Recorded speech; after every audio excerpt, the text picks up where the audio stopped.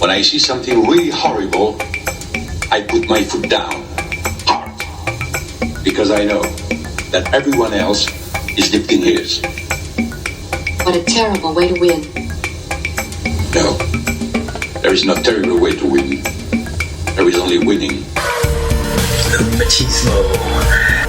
I'll be joined by Nasir Hamid, my co-host. In the Constructors' Championship, Red Bull is a runaway steam train, unbeaten so far this season with 187 points. He's off, and he's back again. René Arnoux off the circuit and back again, and now Villeneuve's in second position, and this is the last lap. If anybody can find traction in greasy or wet conditions, it's going to be Michael Schumacher. Cracking start from Alonso. Look at that, he's like a missile. He's flying towards the first corner, and you see Ralf Schumacher off the grid. So Alonso. Welcome to F1Weekly.com. My name is Clark Rogers. I'm the host of the program. I'll be joined by Nasir Hamid, my co-host.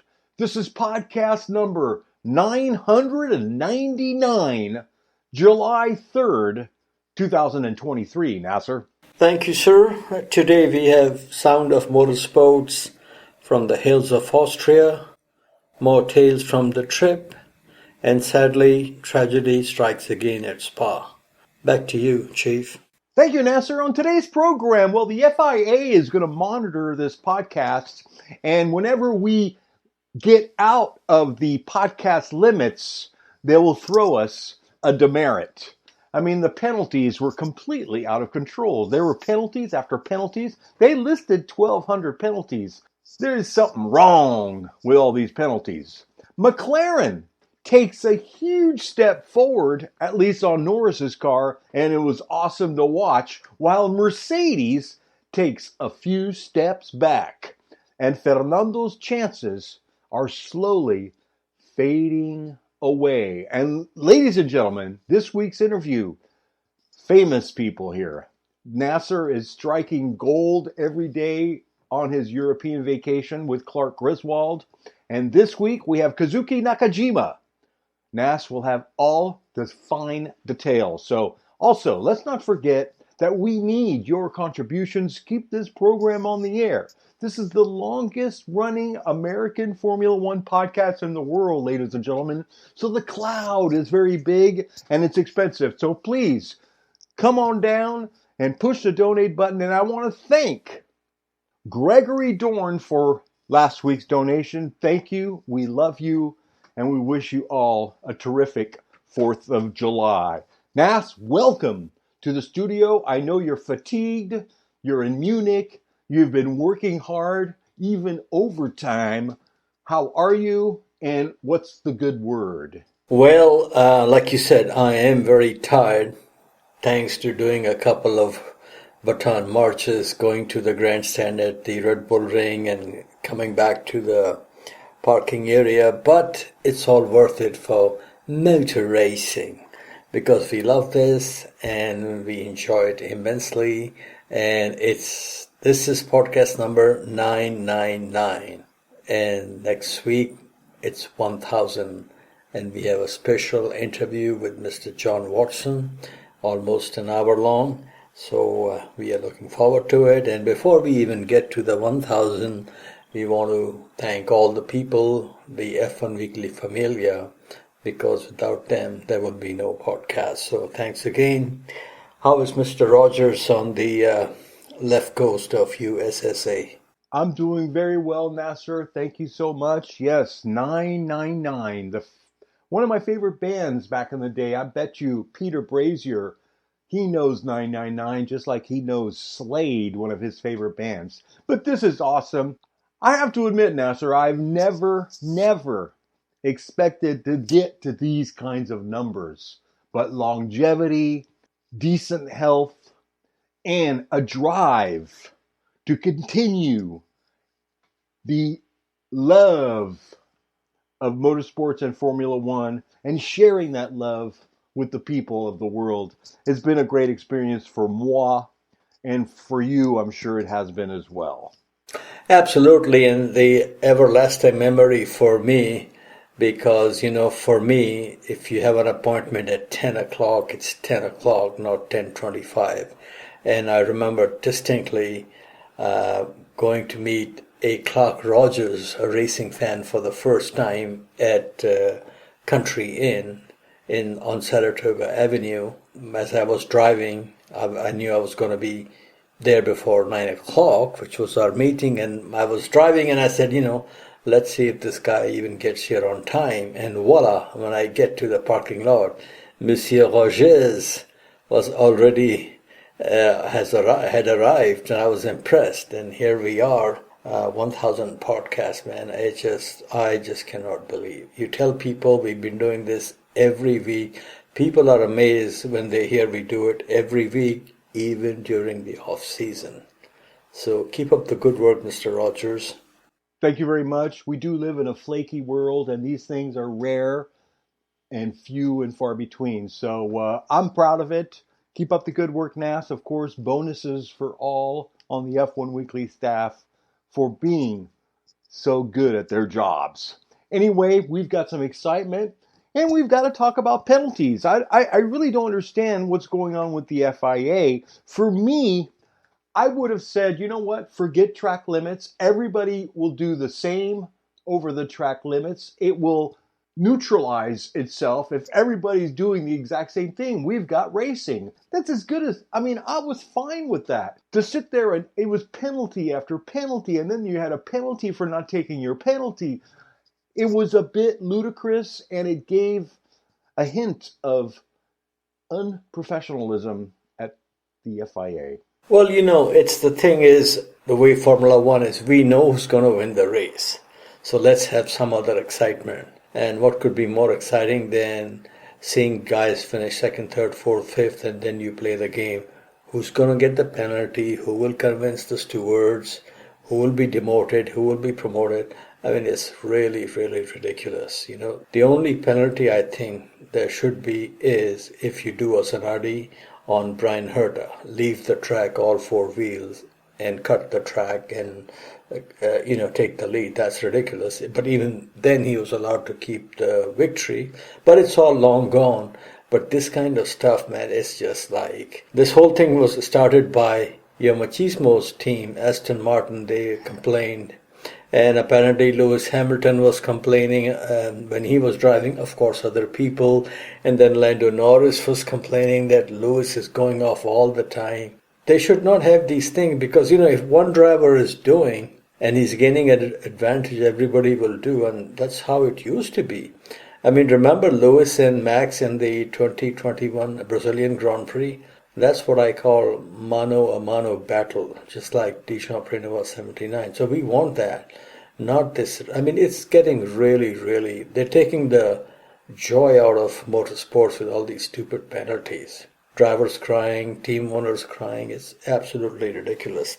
But we need some excitement anyway. So let's talk a little. And the other thing is, I can't figure out which collie is for what race. Even Lewis Hamilton was confused in the interview. Everybody was Toto Wolff is confused. I'm confused. And I'm looking at the guide and I'm going, okay, so we have some kind of qualifying, but I'm not sure if it's for the shootout or for not. And then I realized the first qualifying is actually for the Grand Prix, the dignified part of this weekend. But then we have all this stupid stuff. The shootout for the sprint. I hate to say it, but I agree with Max Verstappen. They're doing too much in a weekend when really the elegance of a Grand Prix, qualifying, and to slow things down a little bit afterwards and absorb what just happened historically is what we should be doing instead of this marathon of entertainment. That when I saw the first quali, which was exciting, and I thought this is for the race, then I got confused, and there was the second qualifying. I was watching the second qualifying, and I couldn't figure out if this is a practice run, and it ended, and they said, we'll be back for qualifying in 2 hours. I'm like, man, which one is for what, and Max is right. I don't have a problem with the sprint race. I mean, I guess it's need of the hour, and I do enjoy these things, but it can be simplified. You know, they should do what they used to do in Formula BMW and also in some series even now, that if they have 2 races per weekend, fastest lap of driver is for the main race. The second fastest lap of the driver, of each driver, is for the sideshow. I mean, this is so confusing. I agree. And as far as I'm concerned, let's just ask AI to come up with a grid for the sprint race. Just for laughs. I mean, to mix it up a little bit. Or they could just draw straws. We wanted quick entertainment, I don't know, for somebody who's dying to be entertained with some good motorsports. And there it is. It's done. And there's less frustration. I mean, watching all that frustration and the track limits, it was way, way too much. I really did not like it. I wanted to go back to 1958.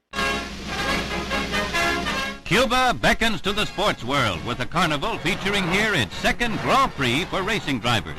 Premier attraction in car number 2 is Juan Manuel Fangio of Argentina, 4 times world champion. In the trial run, he makes the fastest time, and all await the finals. But Fangio, here shown away from the track, is suddenly to disappear. Kidnapped at pistol point by Cuban rebels, obviously seeking to embarrass President Batista's government by making sure the star attraction is not on the starting line for the big race. Fangio is released, but he can't ride in the event he was favored to win. They seem to do that already, but no, I love that. Those guys like to hang around now, I think. Okay, speaking of Collie, and more Collie, let's do a Collie on Collie. The field is closing, but the Emperor is still playing the flute and the field. Question being asked in the paddock is, Car 11, where are you? For the 4th race in a row, Checo has failed to check in Q3, while car number 33 has taken pole for the last 4 races. Gee, what a surprise.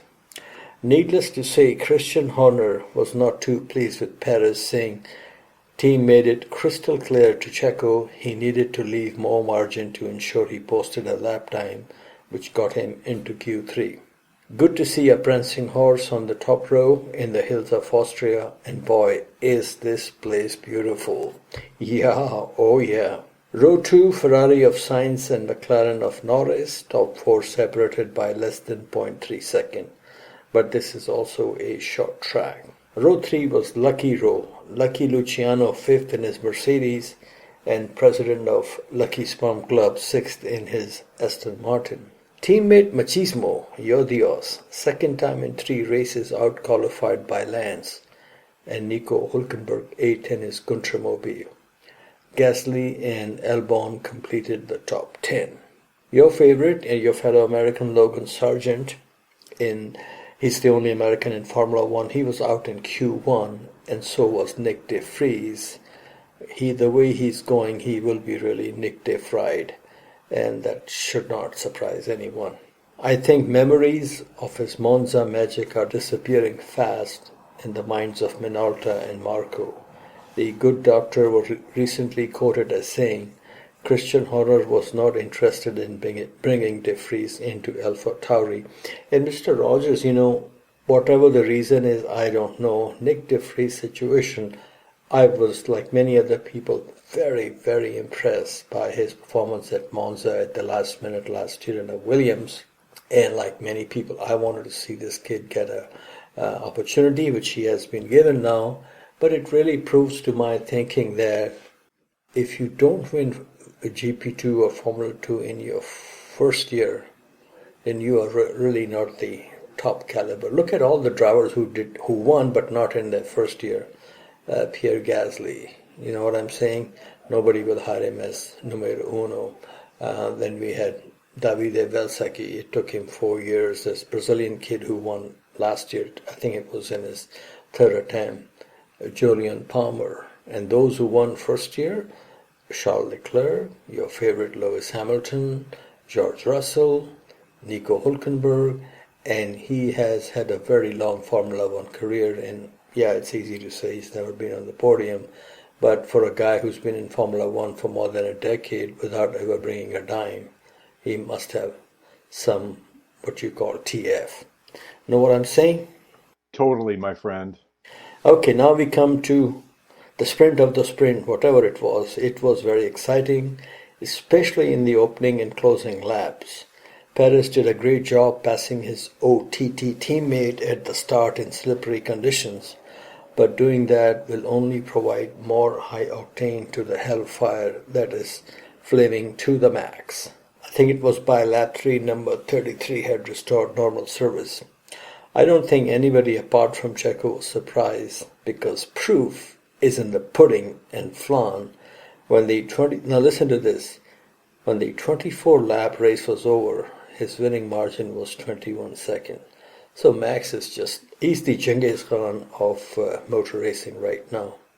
Now this is what the good Dr. Marco had to say on the opening tussle between his drivers. I quote, "Perez had the best start. At that point, everything is still fine. But what comes after that you push someone else into the grass, especially in wet condition, is not exactly good teamwork. Everything after the first corner was unnecessary." End quote. Do you agree with Dr. Marco, sir? Well, I sort of do agree with Dr. Marco. And on the other hand, Perez is a pretty aggressive driver. He was like that at McLaren, used to piss Jenson Button off. And it's the Perez style. It happened in his career. But on the other hand, he's frustrated. He knows. I think it's finally sunken in. There is no world championship for Perez. That's Max's department. You have to be a good number 2. And once you settle and accept your fate, he's going to be just fine.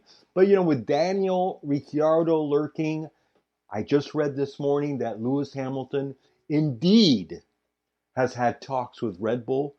For shame, for shame, for shame. But we saw the Hamilton frustration in this race. I mean, my God, he's desperate. He's Fernando. When you ask him, what do you want for your birthday?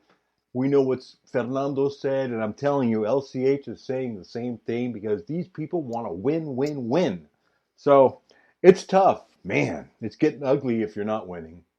I wonder what LCH, with all due respect to his achievement, think of his own statement a couple of years ago, "My team does not make mistakes." Remember that? Yeah, that's when things were joyful and peace and love.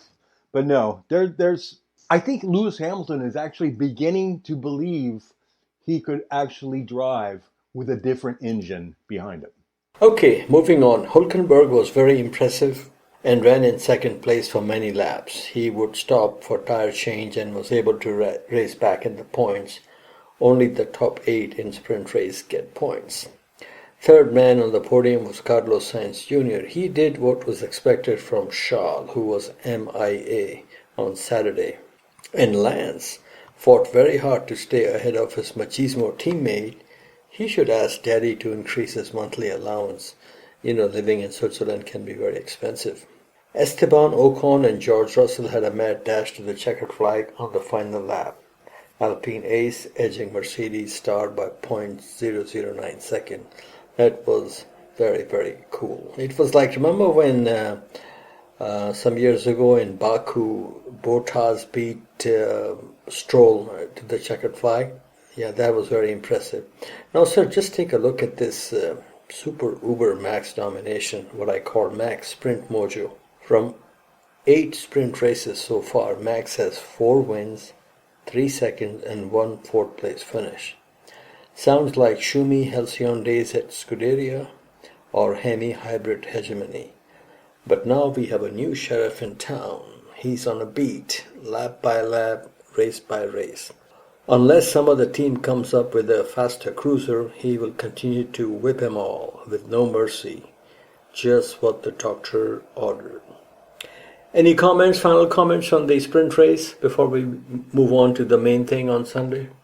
Yeah, I mean, the sprint race was exciting. It got a little damp. I mean, it was fun to watch, and it was fast. It lasted a half hour. I did enjoy it, I have to admit.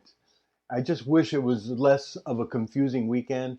I mean, and you think about it, only 24 laps, and Max still won almost by the same margin as a full Grand Prix. So, yes, he's very fast. Oh, yes. and not shy about it in putting it on. But that's good, I'm loving it. There was a little bit of rain just before the start of the real Grand Prix, or the main Grand Prix. But rain or shine, we all know what national anthem will be played at the end. And Mr. Rogers, I don't know if you know the layout of the track. I was in Tribune 8, and I was not aware of this at the time I bought the ticket. But from here you can even see some of the run up to the first turn, and then cars heading towards turn 2. So very, very beautiful scenery. You're sitting there, the big mountains are right in front of you. So it's a beautiful, beautiful track, that's for sure. Among the current F1 circuits, and this is just my personal opinion, only thing as beautiful as Red Bull Ring is in the Belgian forest, and I'm not talking about Zolder. I would say 70% of the fans were wearing Orange Army overalls, but not all were Heine homies. I don't speak German, or as you say, Fliegel, but I think the announcer said it was the biggest crowd ever at Red Bull Ring, over 300,000, and judging by the time it took to get out of the track, I'm guessing the number is somewhere in that area. It was jam-packed big time. I have to say this, Mr. Rogers, the late Dietrich Mateschitz has taken very good care of his people. Parking was free, and so is admission to Red Bull Hangar 7 in Salzburg, which I visited today. And we'll talk about it later on, or maybe on a different podcast. Going back to the race, more of the same. Not sure if Max Factor was making shampoos, but it was rinse and repeat. This 25-year-old has now more wins than Senna. Watch out, Le Professor. I think this freight train will keep rolling like a bullet train till it comes to the Henry Ford Junction in November 2025. By then, same number of championships as Fangio and about 75 Grand Prix wins will not be bad for a driver still few years away from being 30 years old. Your thoughts on Max and his merry ways of winning races, Senor?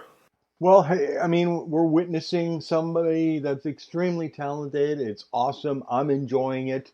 And I don't think this guy is going to last or hang out as long as LCH or certainly Fernando. He seems like he's already fidgety. He's already laughing and mocking the 2026 rule changes. Apparently the cars, they've had some mock-ups and they're hideous. And remember the hideous days, Nasser, when we had anteaters and strange noses and step noses? Oh my God, it was so ugly that all of us could not believe this was happening. And we could be going back to that very quickly. And I'm sort of bummed out. We're doing these rule changes maybe too fast. I'm not sure. And 2026 will also bring in more electricity. In other words, less gas, more electricity. So they're trying to be more green, and I dig that and everything. But with the synthetic fuel that's coming out pretty soon, I think we should go back to V10s. Beautiful magic sounds.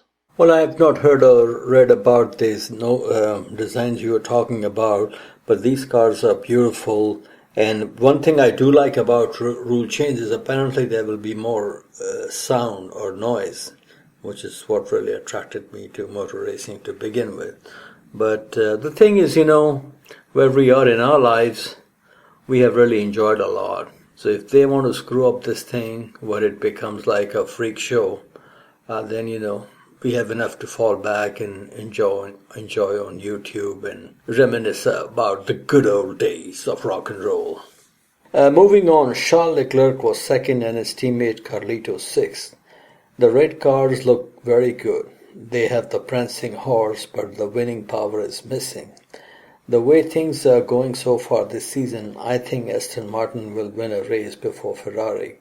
And like you said, looks like they are also running out of steam. But there is still a lot of races to go, and I'm still convinced Machismo, will find a way to win a race. Now, Sergio Perez got on the podium for the first time since Miami. He would be championship leader with 148 points in a Max-less world, but Max is there with 229 points. So I say dishes are done for Checo's championship hopes. Max will be adding more sour cream at Silverstone. I also feel sorry for those eagerly looking for Car 44, where are you? Car 54, where are you? Lando Norris fourth. Now here is the talent being wasted in a logo-full car. There have been suggestions Red Bull is interested in this boy from Bristol, England, not Bristol, Tennessee. I would love to see him in the same team as Max. Will it be vintage 2007 Rattle the Cage, or just another Gasly Albon turn the page? Mr. Rogers, you take 5. Who could that be? I don't know. I don't remember 2007. No. I'm talking about who finished 5th. El Machismo, yes. But that was interesting. Yeah, that car looks beautiful and the color is very nice. And it was so nice to see these cars go one after another. I mean, they make decent noise, not to give you goosebumps. But, we watch these cars all season long and it's so nice to see them race. And the McLaren car, at least on the track in real life, looks beautiful. It really stands out, I have to say that. And as far as Machismo is concerned and his BFF Lewis, who finished 8th, sad to see them in their own shadows. Great drivers need great cars. Otherwise, they have no choice but to dial 1-800-GET-PEROT and hear that giant sucking sound from the south of GP2 engine. And sir, speaking of GP2 engine, I was at the Red Bull Hangar 7 today in Salzburg, and they have Sebastian Vettel's car that gave him his first victory, Monza in the rain, what was it called, Toro Rosso in those days. So that was very good to see that. And today's Formula One cars are so big, so large, it's amazing. And you know what else they had? They had cars saying powered by Renault, okay? And then there were I think at least one car that I saw that had powered by a GP2 engine. I took a nice close-up picture of it, which I will share on the F1Weekly Facebook page soon. Okay, sir, now penalties galore that you were talking about. That had Sainz drop from P4. This is what I don't like about the penalties. Listen to this. Sainz got dropped from P4 to P6. Norris went from P4. And Hamilton drops from P7 to P8. With his teammate George Russell elevated to P7. I mean, is this why you go to watch a race? You watch a race and 2 hours later you found out, oh no, everything is different. And then like you mentioned, there were 1,200 cases where a car was reported as potentially leaving the track. And now the FIA is requesting a Red Bull Ring to put gravel on final corners. Now these drivers are being treated like high school students. I mean, this is ridiculous, but we have talked enough about that. Sir, shall we take a break? Good idea, Nas. So we'll be back after these brief messages. Are you in business and want to make a hard-hitting visual impact that gets your name and message promoted? F1 Weekly knows from experience that the creative team of Katon Designs are graphic design geniuses and a company that can give your brand a visual pop in a cost-effective way. Contact Katon Designs at katondesigns.com for visual messaging solutions that get your business image seen. Welcome back to F1Weekly.com. Clark Rogers here, your host. And now, as we spin the globe and go around the world with Motorsports Mondial and the king, the Sultan himself, Nasir Hamid. Thank you, sir. Last time we did a recording, Mr. Rogers, on Monday, I was in Milano, and Tuesday of last week, went to Cologne, Germany. And then, at the invitation of Toyota Gazoo Racing, I went to their museum. And what a small world we live in. I was greeted by a gentleman by the name of Sebastian Klein. And as we were walking towards the museum, turns out his father is behind the famous McLean Rally calendars, which you may have heard of. And he was very surprised to hear that I had communicated with his family almost 20 years ago on a business matter. So very, very small world. Sebastian was kind enough to give me 3 hours of his time, and man, I cannot believe, F1 Weekly, with all due respect to who we are and as humble as we are definitely not ESPN or Sky Sports. But to be given 3 hours of a very private tour to a museum which is normally not open to the public, when they open it for a few days every year, and it was just unbelievable, and I cannot thank these people enough. We started by looking at some cars from East African Safari Rally and other rally events, and this was very important to me because my interest in motorsports started with the East African Safari, and there were a couple of other rallies that were famous, still are, Acropolis in Greece, and there used to be you will remember, Ivory Coast Rally. And so this was all very, very good. And interestingly, at the entrance, the security people asked me for my cell phone. So I gave it to them, and I thought they were going to keep it. What they did, they put stickers on the camera, and gave it to me back, and gave it back to me and said, photos are not allowed. And halfway through the trip to the museum, this gentleman tells me that, no, here you can take pictures, you have my permission. So we took the stickers off, and then we basically restarted the tour, and I took a lot of pictures. Some of them I have put on the F1 Weekly Facebook page, and we'll put some more on the F1 Weekly website soon, in the near future. They had the rally car of Carlos Sainz Sr. and the great Swedish rally legend who was one of my favorites and one of the biggest names in rallying in the 70s and 80s. And I'm sure you remember him, Bjorn Waldegard. Yeah, and he was basically Sebastian Loeb of his time. The museum has a big selection of Toyota sports cars from Le Mans, including GT1, both the racing and production model. And I was told that to meet the requirement, all you had to do was make one GT1 car, which of course Toyota did, and it's parked there.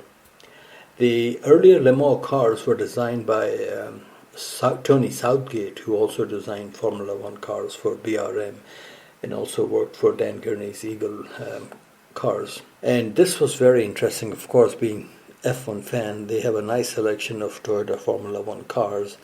They had the car that raced in the final race of the 2009 season, and it is signed by all employees of Toyota Formula One program, and because it was shut down after that. And on a positive note, Sebastian told me that most of these people are back now with Toyota working at the Le Mans program. Now there is also a black unpainted Formula One car that was going to race in the following season had Toyota not pulled the plug on the Formula One program. And let me tell you what he said to me. I asked him, because I know sometimes they take certain cars for displays to different parts of the world, and I asked him, do these Formula One cars go to Japan and all that?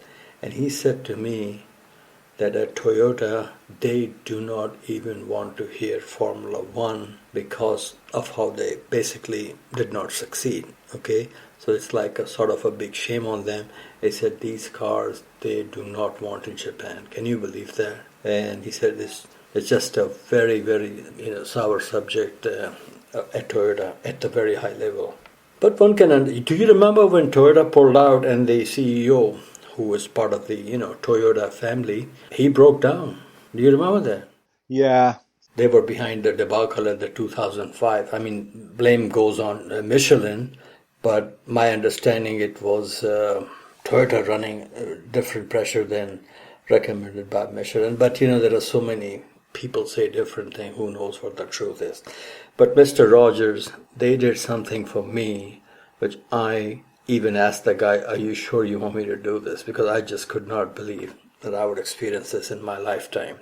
And this was the super highlight. I was allowed in the simulator room, and I was basically standing like 10 feet away while the simulator was in operation with Mike Conway, who has raced in Indy cars also. He was at the wheel, and he was practicing for the WEC race, which is happening at Monza this coming weekend. That was just an unbelievable feeling to be there.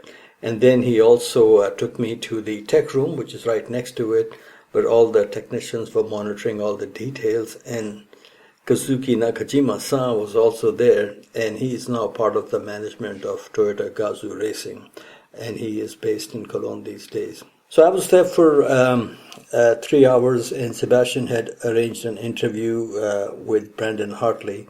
As I told him, we want to do as many interviews as we can. But what happened, his flight from Monaco was delayed. So Sebastian asked Kazuki if he could do a quick talk with me, and Kazuki very kindly agreed. And I think this will be a good time to play this conversation with Kazuki Nakajima. My sincere thanks to Sebastian for his time and help in making this possible, and a deep arigato to Kazuki-san for giving me his time at a short notice, and also to Tomas, who gentleman I met at Sebring, and who was initially the one who invited me to the Toyota operations in Cologne. And you know what was interesting? This interview with Kazuki is about 10 minutes. And after the interview was over, he stayed there and we had another 10 minutes of general motorsports chit-chat. So I hope our listeners will enjoy this conversation. Okay, folks, I'm here in Cologne with Kazuki Nakajima. Kazuki, good to meet you. How are you today? Yeah, very good. Yeah, today we have the simulator day for our race drivers preparing for Monza, and basically observing or watching from outside. But everything is going well, smooth at the operational level, so all good.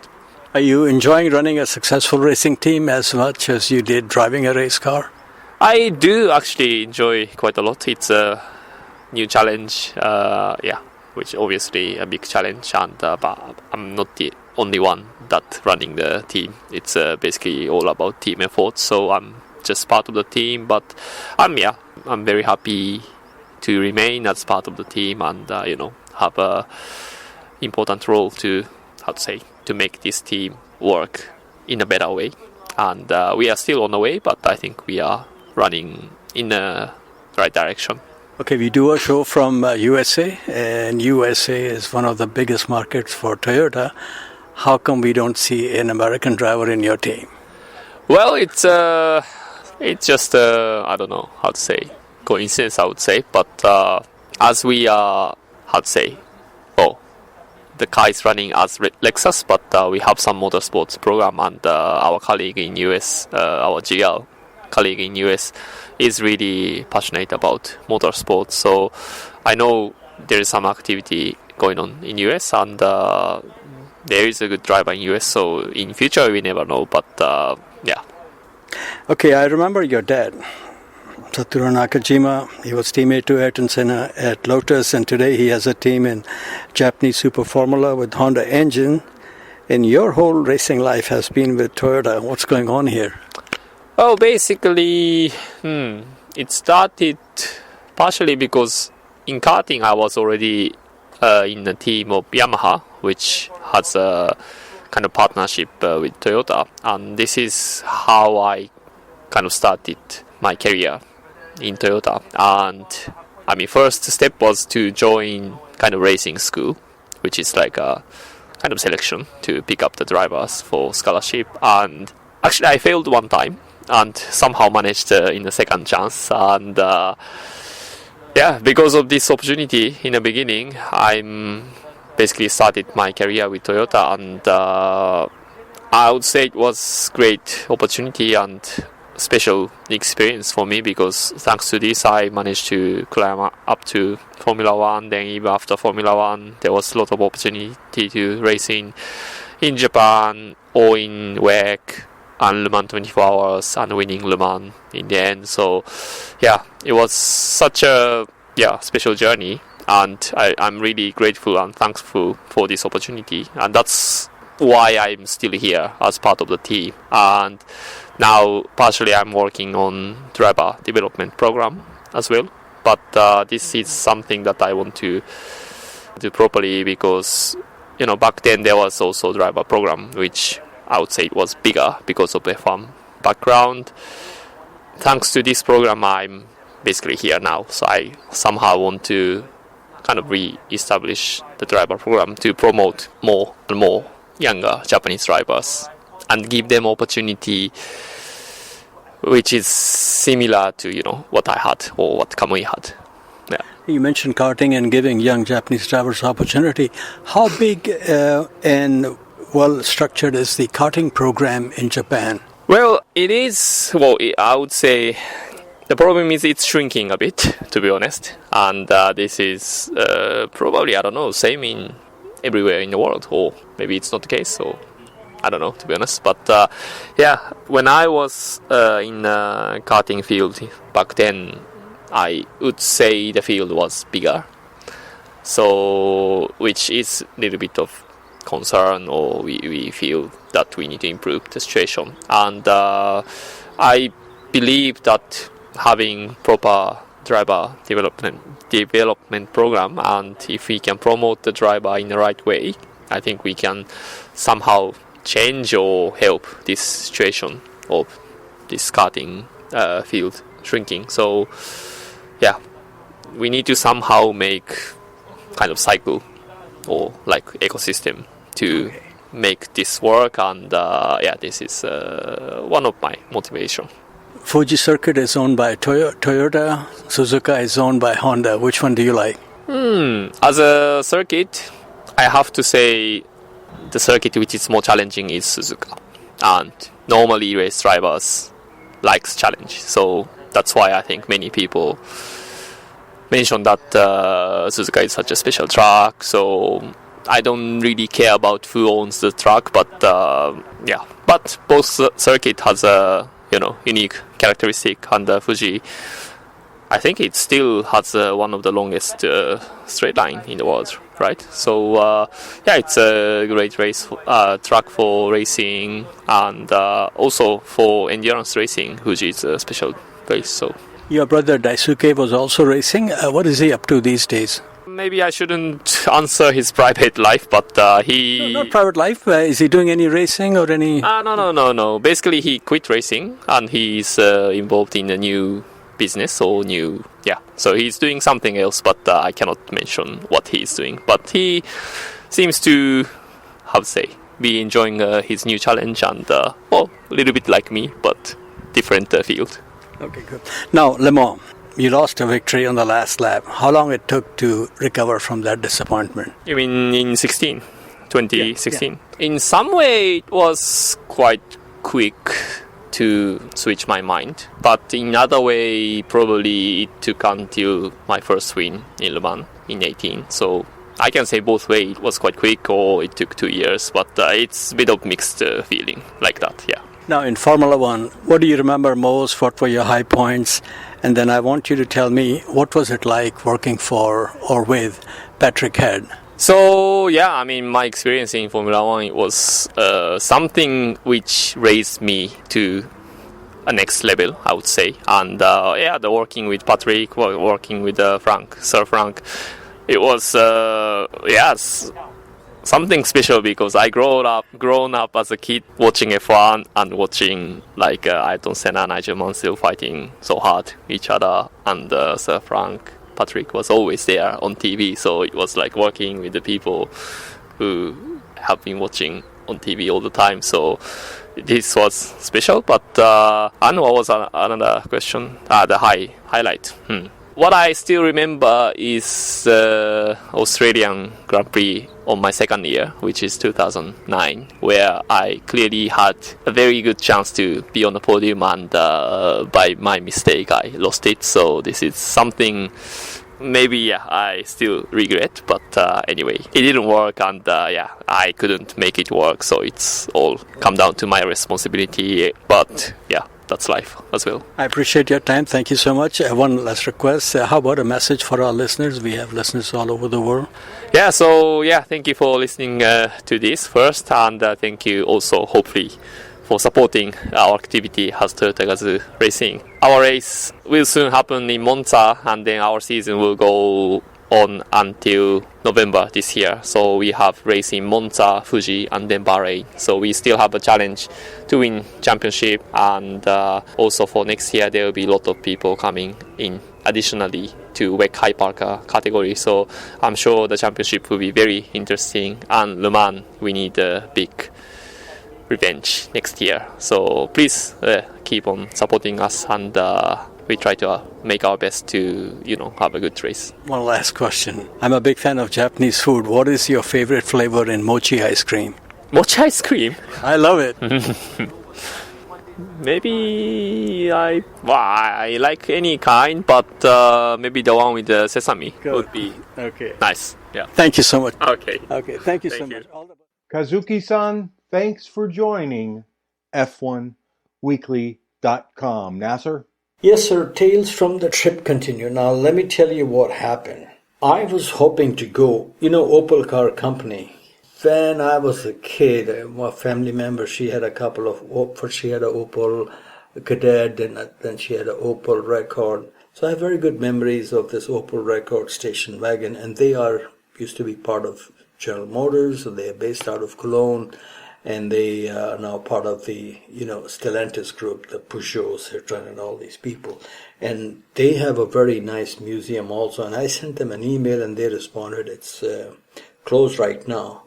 So I said, let me see if there are some other interesting museum. Automobile, aviation would be my first two choices. And who would not be interested in seeing Luftwaffe, Messerschmitt, and Stuka dive bomber? You know what I'm saying? I can dig it, my brother. Yes, as far as historical importance is concerned. And guess what I found, Mr. Rogers? Do you remember a few years ago a Michael Schumacher exhibition was open? I do. I thought it was a temporary thing, but it turns out there is a place called Motor World Cologne, and they also have in other cities, Motor World Frankfurt and Munich, whatever. And when I did the Google Map thingy, it kept taking me to it says car dealership. So I tried a different way. So I said, let me just show up and see what happens. It was not too far from where I was staying. So I go there, and sure enough, what it is, it's like a super OTT, very high-end car dealership. And as the guy told me, they had a huge collection of Bentleys and a pretty big collection of Lamborghinis. And a part of the dealership, which is pretty big, is dedicated to the Michael Schumacher collection from his personal collection. And I went there. And I got to tell you something, my interest in Michael Schumacher is pretty much on the same level as yours in Lewis Hamilton. You know what I'm saying? Okay, but I have to admit, despite not being a Schumi fan, but I have all the respect for his achievements and the way he conducted himself. But man, when I went there, first thing you see on the ground floor, most of the cars are on the second floor. On the ground floor they have is silver Mercedes, which started life as concept by Mercedes. And that's where he was teammate with Karl Wendlinger and Heinz-Harald Frentzen. And everybody knew at that time Heinz-Harald Frentzen was the fastest driver.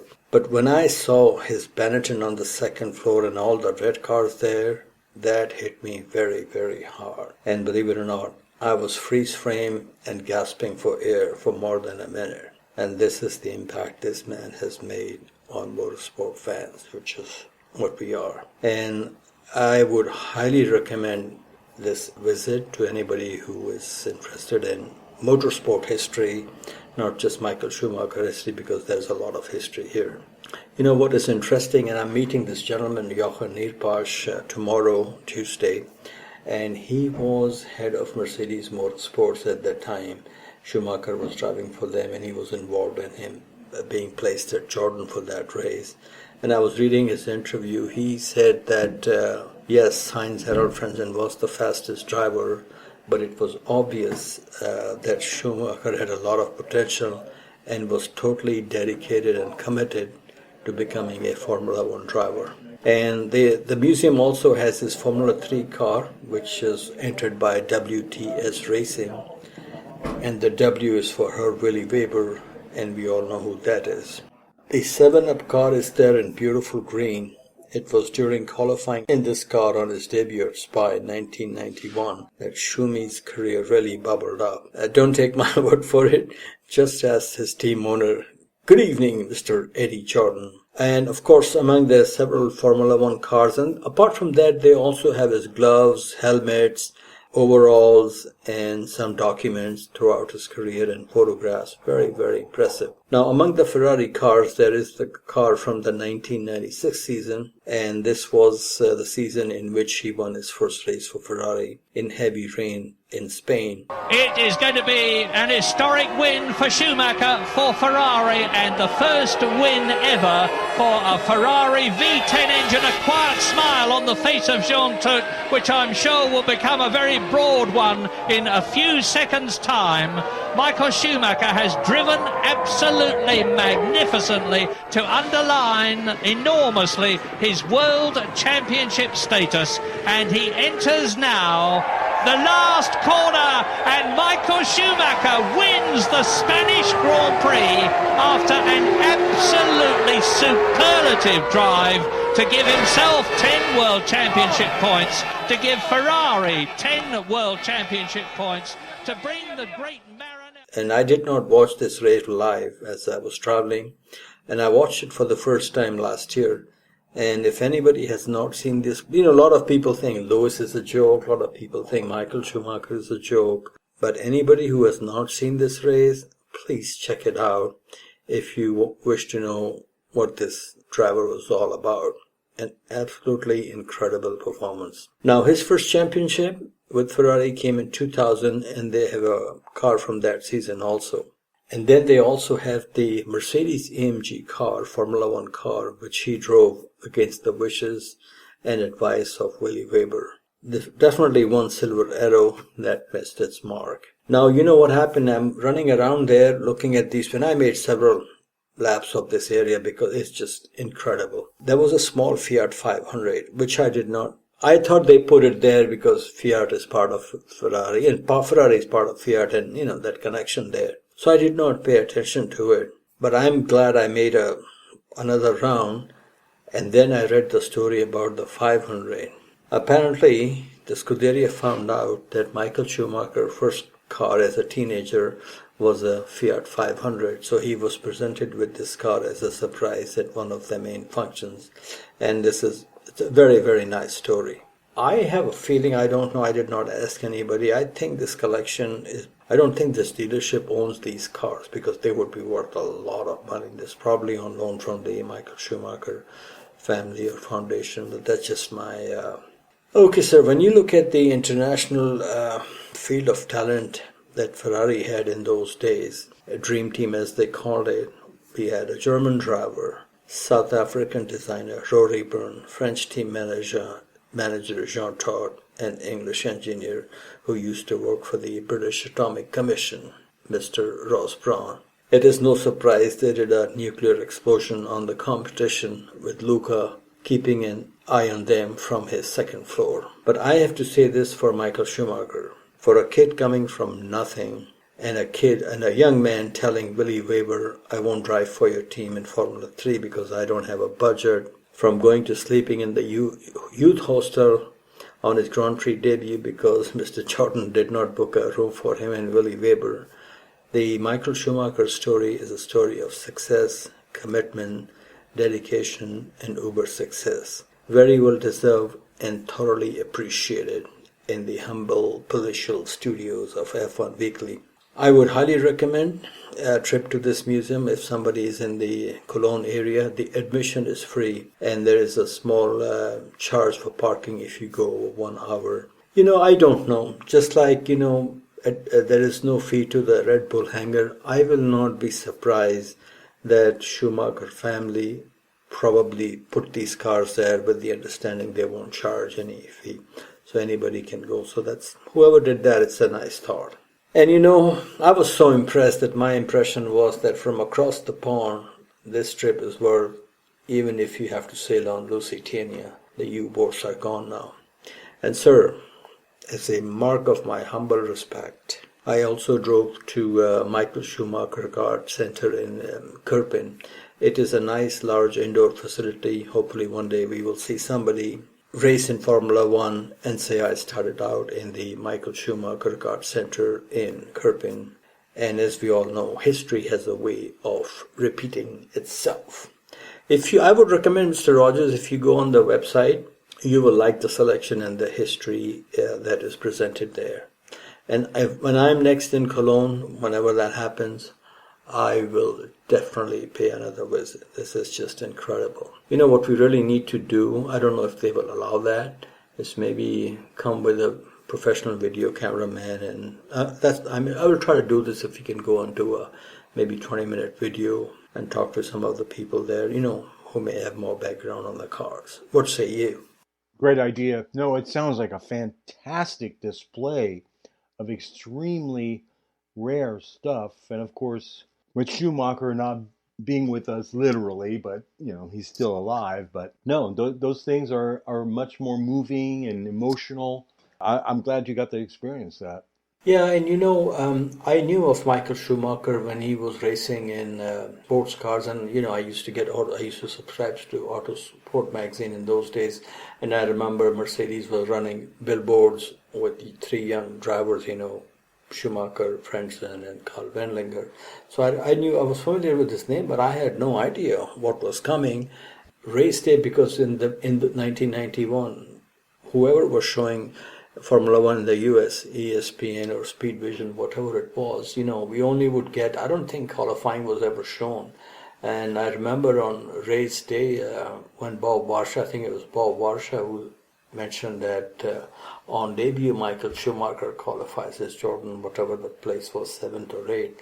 And I'm like, wow, how did this happen? And then all the sideshow that happened with Benetton and all that. So to go and see these cars, and that Jordan is a very beautiful car, and those Ferraris and just Benetton cars and Flavio Briatore involved. Just incredible experience. Okay, sir, we're going to go back on the racing track. More action from Red Bull Ring Formula 2. Sprint race on Saturday. Jetpack Jack Crawford from Dallas, Texas was the winner. He is in the Red Bull Army, Dr. Marco's, youngling, and first win for him at this level. He's very young, and of course, Red Bull has done to him what they do to all drivers, throw him in the deep end. But I'm happy for him. French driver Victor Martin was second, and fellow Francais Clément Nouvelac was third, but then I think he got a penalty. Talk about penalties. Sunday feature race, double Dutch treat as Dutch ex-Red Bull Junior Richard Verschoor, or maybe Richard Verschoor, was the winner, giving Dutch team Van Amersfoort first win in the series. Now this is the same team Jos and Max race for in their Formula 3 days. Japanese Red Bull Junior Ayumu Iwasa was second, with Mercedes Junior Frederick Vesti from Norway third, and Texan Jack Crawford was eighth in the feature race. Championship, Frederick Vesti from Denmark, part of the Toto Wolff pack. He is leading with 125 points over Sauber Junior and your fellow Francais Theo Pourchaire on 105. Theo Pourchaire is in his, I believe, third year. He has to win the championship, otherwise a Formula One dream will fade away. And the thing is, Sauber is not being bought out by Audi, and I don't think they're very interested in some guy not winning Rapidos or Formula 2 in 3 years. Okay, Formula 3. Saturday sprint race, winner from Estonia, Paul Aron. Second from Sicily, Gabriel Mini. Third from Sao Paulo, Caio Collet. The last two are managed by Nicola Todd. Sunday's feature race, the winner was Zach O'Sullivan. Brazilian Gabriel Bortoleto was second and still leads the championship. And now, your favorite series, Le NASCAR. Win for Shane Van Gisbergen in Windy City. Kiwi racer was meaner than a junkyard dog in old Chicago town, winning on his debut in the street race. Sir, I could not watch this. Did you watch any of this race? Not only did I watch this race, I watched most of it. I mean, there were rain delays, and they never give up. And this race was phenomenal. And to watch this historical first time since Johnny Rutherford in 1963, your first race in a new series to win is so rare, and this is the first time. I mean, only 7 people have done this in the 75 history of NASCAR. So it was very exciting to witness. It was unbelievable. And this guy was good. And it was just awesome. And of course, it was the first NASCAR street race, which is also very comical. And I have to admit, you would think NASCAR, street race, there would be a lot of penalties. But, NASCAR handles it well. They do all that after the race. I loved every minute of it, and there was some good NASCAR driving. Was there any shoe thrown from the east side of Chicago? No, unfortunately, we had no shoes, but some of the traffic jams. I mean, there was one crash where it was like 20 cars. They couldn't even move. They quickly went to a commercial. Okay, sir, some very sad news, tragedy at Spa. You probably heard about this. 18-year-old Dutch driver Delano Van Hoff was killed on Saturday during the Formula Regional Europe race. This is basically the series that replaced Formula Renault Euro Cup. It was around the same place, Réunion, and in same manner as French driver Antoine Hubert, who was killed in an F2 race after his car was hit by American driver Juan Manuel Correa. Not to glorify this, but this was not captured on the telecast, but people who were there posted. Have you seen this? No, I don't look at things like this because I was really devastated. Another accident at Spa. I was under the impression that they had made enough changes after Antoine Hubert was killed, which was awful for everybody. And then this happened. So this is a big dark spot for Spa. And they really need to get this rectified. The FIA need to get in there. The FIA should have saw this a long time ago. Focus on safety, forget the penalties. This was a tragedy that could have been avoided. My condolences to the entire family. Definitely. And they did make the changes, quite a big changes at Spa. They moved the whole grandstand that was in front of Eau Rouge, and that's where Mr. Brazil and Dr. Mark and I sat. So they did make the changes, but when the cars are coming there at high speed, and what really created the problem was there was rain and all the mist and all that fog, and I guess they could not see or slow down properly, and just a very, very sad day for motor racing. I was thinking, what can they do? The last thing we want is a sort of a dog leg or a chicane there. That will destroy that part of the track. Maybe they should have no racing in the rain at Spa just because of the safety issue. They should not screw up the track. I mean, it's like Monza. Monza has had a lot of tragedies, unfortunately. One thing is for sure. No matter what you do, electrified cars or this and that, something like this is going to happen someday. And it's just very sad when it does. Yeah, and also, a few days ago, former Force India deputy team boss Bob Fernley, who was interviewed many times on TV, has died at the age of 70. So that our condolences to both the Fernley and Van Hoff family and friends. Okay, sir, finally we come to famous last words, and as you may have seen, Dr. Mark put a photo of an old car on our Facebook page, F1Weekly Facebook page. One gentleman posted that he used to work for a company. They had invited Ron Dennis to a company-sponsored function and to give a speech, and these people make a lot of money from these things, so Mr. Ron Dennis was there, and this is what he said, and I quote, "I don't run a motor racing company. I run the world's fastest advertising billboard," end quote. Now, Zach Brown is doing a very good job of that. I wouldn't say it's the fastest advertising billboard, but it's pretty fast to be in Formula One. Any final thoughts, Senor? Well, there you go, Nasser. We go into Silverstone. Are you pumped up? Yeah, I mean, Silverstone's going to be a classic. In Lewis's home race, he takes it really serious, but he's really down after that performance in Austria. What are you expecting? And not only that, but this is a home race for Aston Martin. And to see Fernando on the top step would be awesome for that team. Lewis Hamilton has won a lot of races there, but it won't be happening this year. And what I'm expecting is business as usual. Rain or shine, same national anthem that has been played in the last several races. So you know which way it's going to go. Now, will there be rain? I don't know.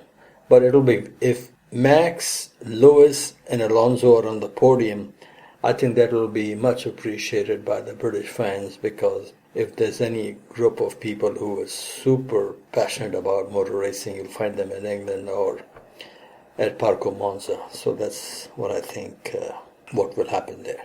Excellent, Nasser. Excellent. I want you to get some rest, and then we're getting ready for podcast 1000. Yes, sir. Thank you very much, and bye-bye. Good night.